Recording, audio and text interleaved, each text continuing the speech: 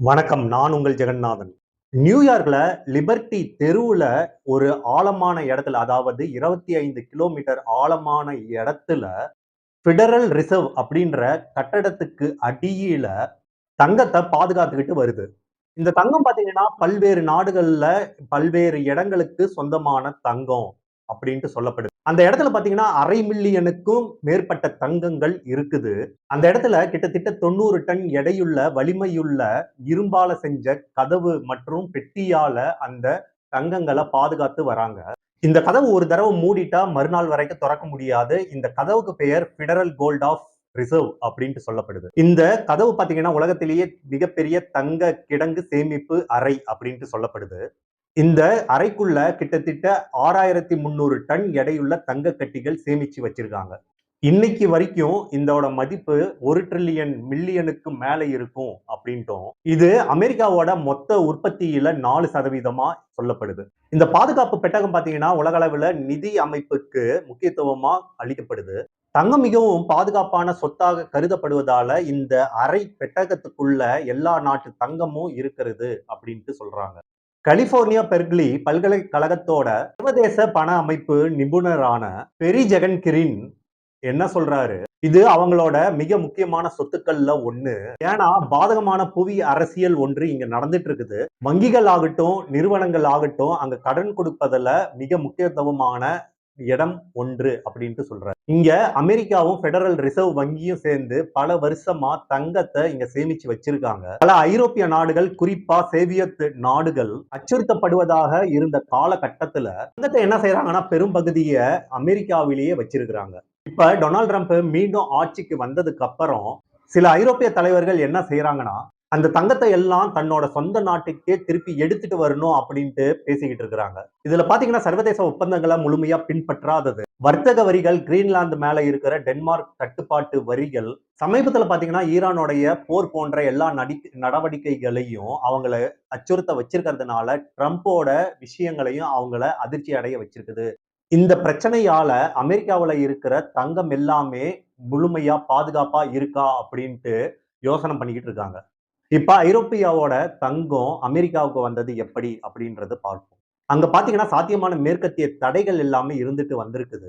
தங்கத்தை பாதுகாக்கிறதுக்காக ரஷ்யா என்ன செய்யுதுன்னா, தங்கத்தை பாதுகாத்துட்டு வந்த நிலையில பல ஐரோப்பிய நாடுகள் என்ன செய்யுதுன்னா, இன்றளவும் தங்கங்களை அமெரிக்காவுல இருக்கிற, குறிப்பா நியூயார்க்ல இருக்கிற அங்க பெட்டகங்கள் இருக்கிற இடத்துல தங்கங்களை வச்சு சேமிச்சுட்டு வச்சிருந்திருக்கு. ஐரோப்பிய நாடுகள் என்ன செய்யுதுன்னா, அமெரிக்காவுல இருக்கிற தங்க பெட்டகத்துல 1950 காலகட்டத்துல இருந்து இன்னமும் சேமிச்சு வச்சுக்கிட்டு வர்றாங்க.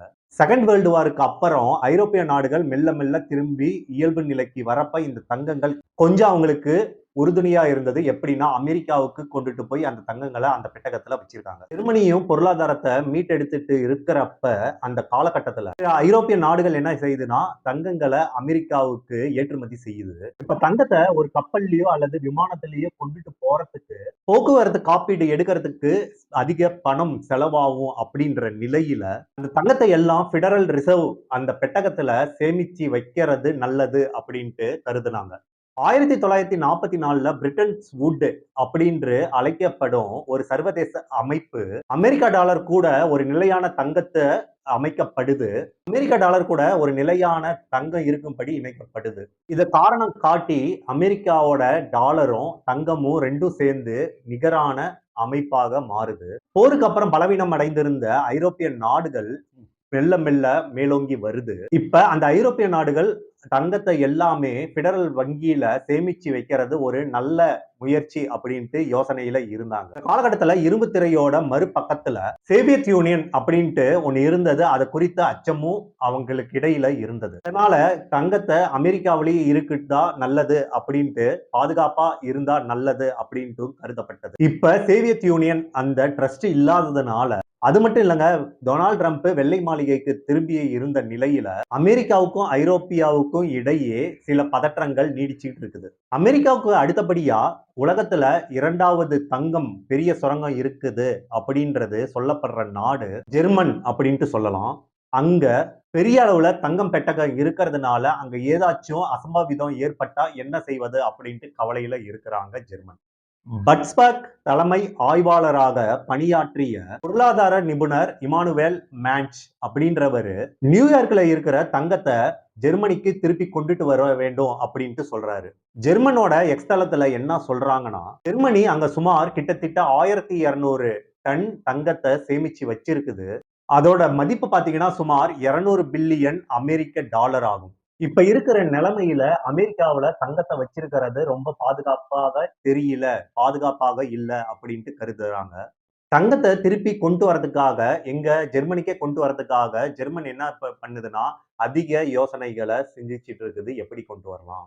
அதே போல ஜெர்மன் வரி செலுத்துவோர் சங்கத்தின் தலைவர் மைக்கேல் ஜாக்கர் என்ன சொல்றாருன்னா, ட்ரம்பை யாராலையும் கணிக்க முடியாது. அது மட்டும் இல்லாம அவரு வருவாய எப்படினாலும் கட்டிடுவாரு. அதனால நாம அங்க வச்சிருக்கிற தங்கம் இனிமேல் அங்க பாதுகாப்பா இருக்காது. அங்க கொண்டுட்டு வரதுக்கு நாம ஏதாச்சும் ஒரு வழியில இங்க கொண்டுட்டு வந்துரணும் அப்படின்ட்டு சொல்றாரு. கிரீன்லாந்து மேல இருக்கிற கோபத்தால அங்க எந்த தங்கமும் பாதுகாப்பாக இனிமேலு அமெரிக்கால இருக்காது அப்படின்ட்டு சொல்றாரு. இப்ப திடீர்னு ஏன் தங்கத்தோட மதிப்பு வீழ்ந்திருக்கு அப்படின்றத பார்ப்போம். ஜெர்மனி மட்டும் எடுத்துக்கிட்டீங்கன்னா, நியூயார்க்ல தங்கம் வச்சிருக்கிற ஒரே நாடு இல்லங்க. ஜெர்மனி போன்ற சுவிட்சர்லாந்து மற்றும் எல்லா விதமான நாடுகளும் அங்க தங்கம் வச்சிருக்குது. சில நாடுகள் மட்டும் கடந்த காலகட்டங்கள்லயே தங்கத்த அவங்க ஊருக்கே அந்த பெட்டகத்துல இருந்து எடுத்துட்டு வந்திருக்காங்க. நெதர்லாந்து நாடு எடுத்துக்கிட்டீங்கன்னா, 2014லயே இந்த செயல செய்ய தொடங்கிடுச்சு. அந்த தங்கம் பாத்தீங்கன்னா, பெடரல் ரிசர்வ்ல வச்சிருந்த 51% இருந்து கிட்டத்தட்ட 30% வரைக்கும் குறைஞ்சிருக்குது. அதே போல ஏறக்குறைய ஜெர்மனியும் அங்க இருந்து தன்னோட நாட்டிற்கு தங்கத்தை எடுத்துட்டு வந்துருச்சு. ஜெர்மனியோட பெரும்பாலான தங்கம் அந்த அமெரிக்கா பெட்டகத்திலேயே இன்னமும் ஒரு சிலது இருக்குது. 1960 காலகட்டத்துல சார்லஸ் டி கோல் என்ன செய்யறாருன்னா, அமெரிக்காவுல இருக்கிற தங்கத்தை திருப்பி தன் நாட்டுக்கு கொண்டு வர முடிவு செய்யறாரு. அமெரிக்கா டாலர் திடீர்னு உயர்ந்துருச்சுன்னா என்ன செய்வது அப்படின்ட்டு அவரு பயப்பட்ட நிலையில அது அங்கேயே விடப்பட்டது. கொஞ்ச நாள் ஆனதுக்கு அப்புறம் அவரு நினைத்தபடியே அந்த டாலரோட மதிப்பு ஏறினது. 1971 காலகட்டத்துல ரிச்சார்ட் நிக்சன் என்ன செய்யறாருன்னா, டாலர தங்கமா மாத்துற அந்த முறைய நிறுத்துறாரு. 2ஆம் உலகப் போருக்கு அப்புறம் பணம் பலவீனம் கொஞ்சம் குறையுது. பிரான்ஸ் பாத்தீங்கன்னா, ஏற்கனவே தங்கத்த அவங்க நாட்டுக்கு திரும்பி கொண்டுட்டு வந்ததுனால, அங்க எந்த ஒரு பாதிப்பும் ஏற்படாத நிலையில இருந்தது. தங்கத்த பிற நாடுகள் என்ன செஞ்சிருக்குதுன்னா, அங்கேயே இருக்கட்டும் பாதுகாப்பா அப்படின்ட்டு வச்சிருந்ததுனால, நியூயார்க்ல கடும் டாலர்களுடைய மதிப்பு வீழ்ச்சி அடையுது. இப்ப பாத்தீங்கன்னா, நியூயார்க்ல இருக்கிற தங்கம் பெட்டுகையில மிக குறைவான தங்கங்கள் மட்டுமே இருக்குது. பெடரல் ரிசர்வ் டேட்டா படி 1970ல 12,000 டன் தங்கங்கள் இருந்த நிலையில இப்ப படிப்படியாக குறைஞ்சுக்கிட்டு வந்துகிட்டே இருக்குது. இருந்தாலும் பாத்தீங்கன்னா, தங்கம் அங்கேயே இருக்கிறது நல்லது அப்படின்ட்டு சில நாடுகள் நம்புது. ஒரு சில நாடுகள் என்ன செய்யுதுன்னா, தங்கத்தை மீண்டும் நம்ம நாட்டுக்கே கொண்டுட்டு வர முடியுமா அப்படின்ட்டு யோசனையில இருக்குது. இருந்தாலும் கொண்டுட்டு வந்தா பல சிக்கல்கள் ஏற்படும் அப்படின்ட்டு ஒரு சூழ்நிலை ஒரு பக்கம் இருக்குது. தங்கத்த திருப்பி வாங்குனா அமெரிக்காவுக்கு எந்த ஒரு நெருக்கடியும் ஏற்படாது. அது மட்டும் இல்லாம நெட்டா இருக்கு இல்லைங்களா? அதோட பாதுகாப்பு குடை மற்றும் உலகளவிய நாணயமான டாலர் இருக்கிறதுனால, அங்க தங்கம் இருப்பது ஒரு சொத்தாக கருதப்படுது சில நாடுகள்.